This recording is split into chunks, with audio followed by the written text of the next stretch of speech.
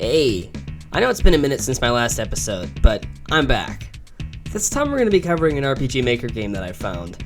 Aria's story was made in 2015, and that's all I have from the wiki page. Anyway, from experience, this game is heavily inspired by RPG makers of old. Witch's House, Dreaming Mary, Eve, even Madfather gets a reference at some point.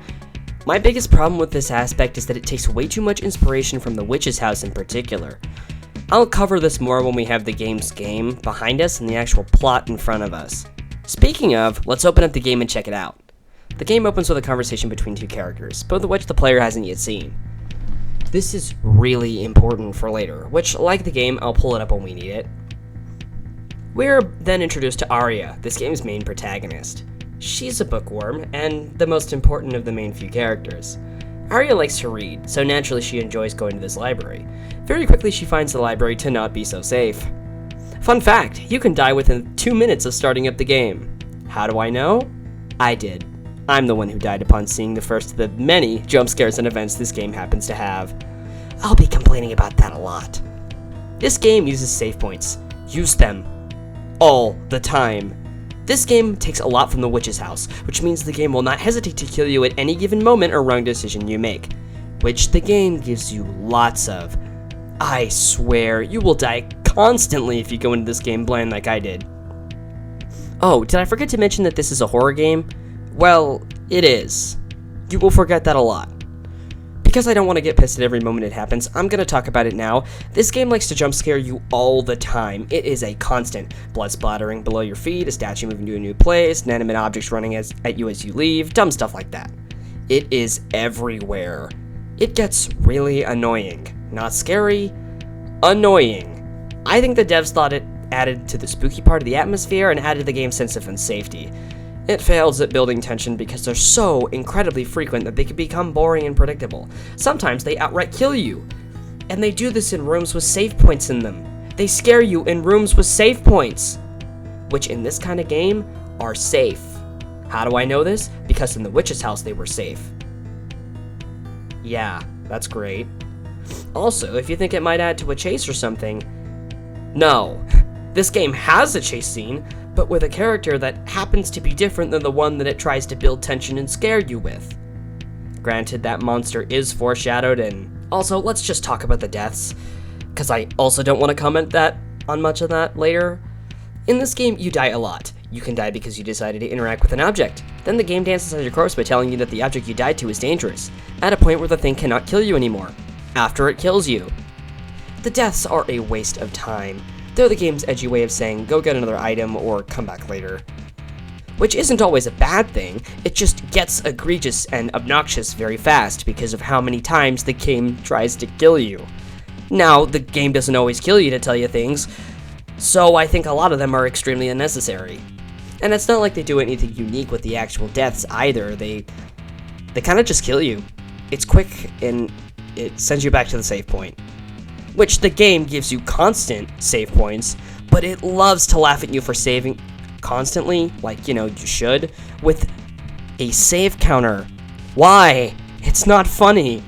It's annoying game design that isn't fun to play. There should be autosaves. You should have checkpoints in every single room. The deaths should be a little more, I guess, fun to watch, beside the slight, more than just slight gore elements in the deaths. Beside the deaths, and besides sometimes some, I guess, atmospheric stuff, and maybe some parts of the OST, you'll forget that this game's a horror game. Especially considering the story is extremely, I guess beside one bit, it's mostly lighthearted, so you're gonna forget that a lot.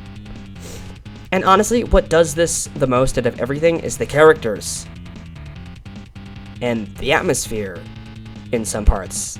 And the game, what I'm saying here is that the game is a horror game simply because it liked the Witch's House and tried to copy some of its elements in, not because any of its core elements are actually horror. Which quickly makes you forget that this is a horror game. This makes the game bad in the sense that it's a horror game, if you're looking at it that way. In a horror game lens, the game, kind of fails at being a horror game. But when you look at this game as an adventure mystery game instead of a horror game, it makes it better. Because that's kind of what it's intended to be, but it wanted to have horror elements. which unfortunately those horror elements I find to be a little cheap. Now, not all the things that it inherits from the witch's house are bad. In fact, I think some of the elements that it takes from like a story beat kind of way is pretty good. But honestly, the deaths that it takes and the, amount of, it's one of those games type thing that it inherits from the witch's house is just really egregious. Anyway, after you make it past the rabbit goober who scared the crap out of me, you'll make it to the library.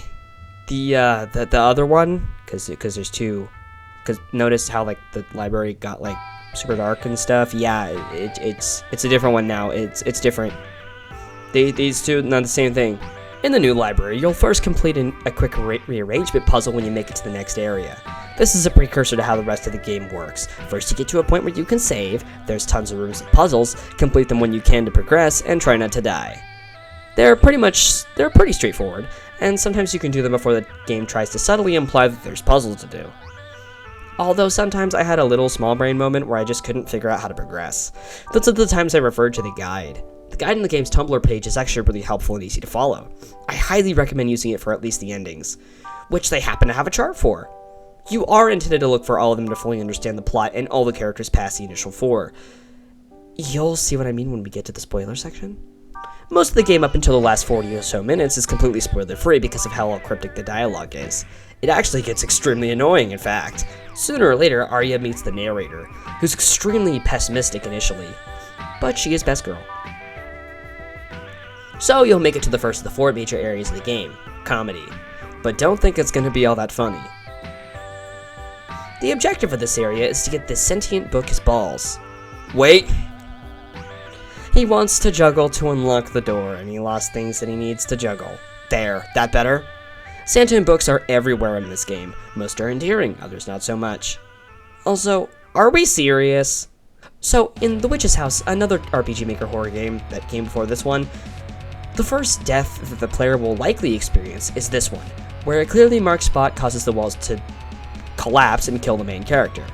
Here, the game does the exact same thing to a T, killing Aria with bookshelves, minus the marked spot, so you have no idea where you're supposed to walk.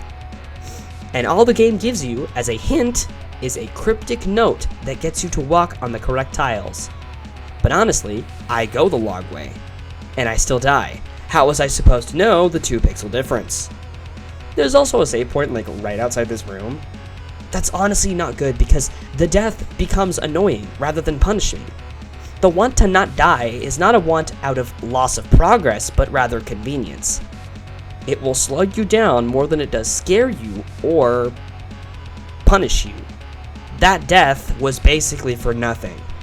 It's an unnecessary obstacle that doesn't really challenge the player in any way. While I think the sort of hub design that this game takes gets somewhat stale by the final area, but it does bolster the amount of puzzles this game has. There are so many unique ones, and they're honestly really satisfying to complete. They also end up solving each other most times by giving you items to use in other places. It's like a chain reaction. Moving on, Aria solves the relatively simple puzzles in the comedy section and reaches fairy tales. This area has my prime examples of good puzzling in progress. There's a room based on Goldilocks with an item that you don't know you need till a certain puzzle relating to the seasons. If you try to take the item, the bears kill you at the end because you're not supposed to be attempting the puzzle yet. It's the good ending when it comes to deaths. But it also makes sense because the room is based off of Goldilocks. Therefore, if you take or mess with anything, you're gonna die. But yeah, this area also has what I think is bad, with the doll room. There's dolls that move in the direction of the door when you leave. That's it. They don't kill you, or anything. Just why? This happens a lot, by the way. What I do like about this area are the books that help explain the puzzles. These were written by another character, Lewin. He's a writer. He also is attempting to kill Aria, yet accompanies her and keeps face. This isn't explained till the end. And, as a whole, the plot is like this. The game will constantly throw you cryptic or unexplained happenings to incentivize you to reach the end. All the endings explain everything apart from the normal ending. I'm not going to cover the majority of the puzzles from this point to refrain from making this longer than it has to be. The guide goes step by step for the whole game, and I would basically just be restating all of that. After puzzling for a bit and collecting 4 flowers, you plant them in the right spot and progress.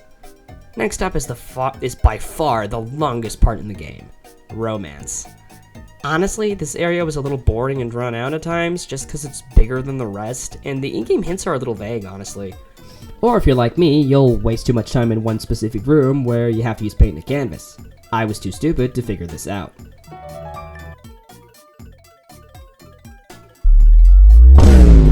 Also, there's a puzzle identical to a puzzle from the witch's house here, particularly the puzzle where you remove a sheet of paper in a specific point in the wall. Yeah, here you do the exact same. Great job, guys! Plagiarism! I didn't mention it before this point, but Aria and Lewin sometimes chat. Their interactions are really endearing and work wonders for building out who these characters are. Particularly Aria, which also works well for the narrative. I like how that's worked into the twist ending. Speaking of, let's go over how you access these endings. After this point, you'll get to the horror area, where stuff happens with the rabbit guy, and more stupid scares, and even some plot stuff happens, but it's still cryptic and blah blah blah. Essentially, there's a small section where Aria is separated from Lewin, and discovers a room containing doors to all the previous areas that she's been to. All the doors are locked except for the one Lewin had previously instructed her to not go in. The fact that she was explicitly told to not go in is actually in itself a plot point. Whether you choose to go in the door or not decides whether you can get the normal ending or one of the other endings. The other endings have their own flowchart, where you have to answer questions that the other characters give you in specific ways to get the endings. These questions appear in the final section of the game. There's a couple puzzles, one final scare, and a few interactions with the librarian, Clyde. He asks Aria several questions about books and the libraries. There's only like 3 endings that we'll cover here because of time, but I think these are the most important. The normal/bad ending reveals the twist. Aria is not the real Aria, and she realizes that she is not real. Then she becomes self-aware that she's in a game as well. Then she condemns writers for subjecting their characters to being fiction and bending them to their whims. Then she makes you feel bad for dying to all the stupid crap in the game. Nice. I vividly remember literally saying aloud that the deaths were the least enjoyable part of the game, so no thank you, not Aria. But I did like this ending. While the fourth wall break might be a little cheap admittedly, I think it's used pretty well thematically. One of the librarian's questions is if you encountered an ending to a story you didn't like, if you would change it or not. And I think not Aria becoming self-aware reflects that will to change her own written ending and getting sympathy for others who don't have the power to change their written endings. Also, this coincides with the other endings, in the fact that Aria learns that she's not the real one. Where is the real one? The true ending ought to know. The true ending begins with Aria remembering the shocking twist that her real her is dead via a photo that she found. Then the librarian, whose real name is Clyde, attempts to gaslight her into leaving for the real world. That's kinda screwed up. I mean, you got a little girl who just remembered her own death and now has an identity crisis, and you go saying, nah, it never happened. Basically, Clyde has this family heirloom quill that has magic powers in it that can make writing real. That's how this Aria was made. Through Clyde writing in a copy of the real Aria after she died. This plot point in particular is used in other endings, in pretty unique ways too, which is also cool. Also, I've neglected to mention it, but Luma's hand is injured throughout the entire game as a result of him writing his book too hard. That book happens to be what Clyde based the other library on. Because of course, he also made the library. Aria snatches up the quill and decides to erase everything Clyde made, including herself. This ending definitely feels the most complete out of all of them. I like it because it understands the morality behind Clyde's attempt to placebo effect Aria back into existence. But there's one ending that takes the setup for this ending and turns it into the opposite of what happens in the true ending. The good ending has the same setup, but Aria actually wants to live, not as a replacement for the real Aria, but a new person, who happens to have amnesia. That's because Aria, the fake Aria, has no memories of her own to return to. This time, Clyde has Lewin rewrite the fake Aria, because he's the real writer. Kinda relates back to the beginning of the game. Cool callback. Cool character development moment also. I like how the characters do learn and grow because of the consequences of their actions. The characters have a lot of depth despite this game's relatively short runtime. In a distant time, an older Lewin finds a girl in a forest, that girl being Wendy. Not that one. This one. That's rewritten Aria, by the way. You can see that she directly parallels Aria by the CG at the end, but they do have similar features. They also happen to be opposite ends of the screen. Also, Wendy dislikes reading, a stark contrast to Aria. I like how they emphasize the differences between Aria and Wendy, and turning Wendy into her own fully fledged character. But to wrap up, Wendy works as an advertisement for Lewin's book Aria Really? Come on, game. Actually, that's kind of clever. It also kind of insinuates that the game actually is the book, but you're playing it instead of reading it. They definitely put the good in the good ending. Everything is happy, and it in every sense is a good ending. It also happens to be my favorite. And that was Aria's Story, a game with a pretty well written story and endearing characters to boot. The visuals throughout are appealing, and the settings are pretty fun. While the game is riddled with a couple frustrating design elements and Witch's House references, Aria's Story is a pretty fantastic game. I recommend it. Definitely use the guide on Tumblr though, because sometimes the game can get a little cryptic with how it tells you to do things or hints and stuff. So you've got to make sure that you know what you're doing. But besides that, Aria's Story was a pretty fantastic game. Anyway, I guess just a after script note, more videos are coming soon. Eventually. It's just these kinds of projects take a really long time, you guys. But yeah, stuff is coming. I just had a little bit of writer's block, and a lot of stuff happened in the real world, so I haven't really been making stuff lately, but I will be back on track, because school is ending, and I'll be able to get back to work. So, trust, I will be making more stuff soon. So when that time comes, see y'all later.